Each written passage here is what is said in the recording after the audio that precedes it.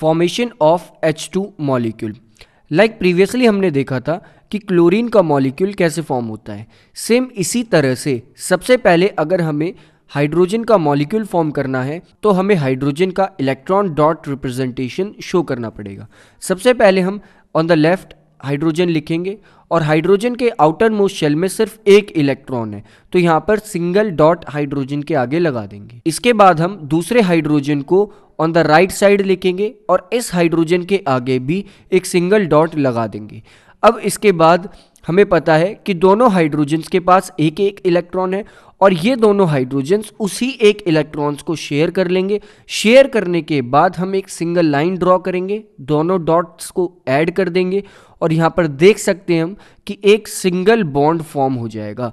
यहाँ पर भी ना ही बॉन्ड ये इलेक्ट्रॉन लूज करने की वजह से बना है, ना ही इलेक्ट्रॉन गेन करने की वजह से बना है। ये जो दोनों हाइड्रोजन्स के बीच में बॉन्ड फॉर्म हुआ है ये इलेक्ट्रॉन्स की शेयरिंग की वजह से हुआ है। तो इस टाइप के बॉन्ड को हम कह देंगे कोवेलेंट बॉन्ड, और इस टाइप के बॉन्ड को जो हाइड्रोजन और हाइड्रोजन के बीच में बनेगा इसे कह देंगे सिंगल कोवेलेंट बॉन्ड। और अब इन दोनों हाइड्रोजन्स के आउटर मोस्ट शेल में कंप्लीट नंबर ऑफ इलेक्ट्रॉन्स हैं, तो दोनों हाइड्रोजन स्टेबल हो जाएंगे और एक मॉलिक्यूल फॉर्म करेंगे और फर्दर ये मॉलिक्यूल किसी से रिएक्ट नहीं करेगा बिकॉज इट इज स्टेबल।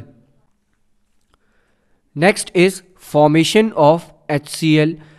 अब तक हमने देखा सिंगल एलिमेंट्स, सिंगल टाइप के एलिमेंट्स या एटम्स को अगर हम कंबाइन करके उनके मॉलिक्यूल्स बनाते हैं तो वो किस टाइप से मॉलिक्यूल फॉर्म करते हैं। नेक्स्ट हम देखेंगे कि अगर हम हाइड्रोजन क्लोराइड को फॉर्म करेंगे तो ये हाइड्रोजन क्लोराइड का मॉलिक्यूल कैसे फॉर्म होगा।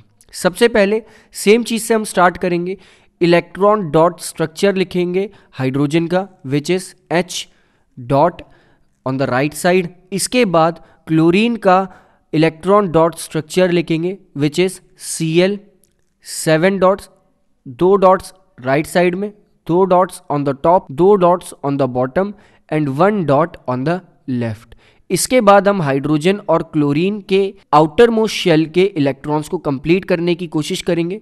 सो हम पहले एक इलेक्ट्रॉन को शेयर करवाएंगे। सो हम हाइड्रोजन के एक इलेक्ट्रॉन को क्लोरीन के एक इलेक्ट्रॉन से ऐड कर देंगे तो यहाँ पे सिंगल बॉन्ड फॉर्म होगा।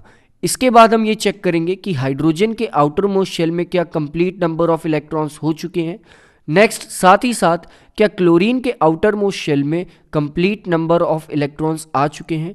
इफ़ यस देन ये HCl को मॉलिक्यूल फॉर्म हो जाएगा। सो हाइड्रोजन के आउटर मोस्ट शेल में 2 इलेक्ट्रॉन आ चुके हैं विच वन इज एक जो उसके पास पहले था प्लस एक जो उसने अब क्लोरीन के साथ शेयर किया है। नेक्स्ट सेम इसी तरीके से क्लोरीन के पास पहले आउटर मोस्ट शेल में 7 इलेक्ट्रॉन्स थे और एक इलेक्ट्रॉन उसने अब हाइड्रोजन से शेयर कर लिया है।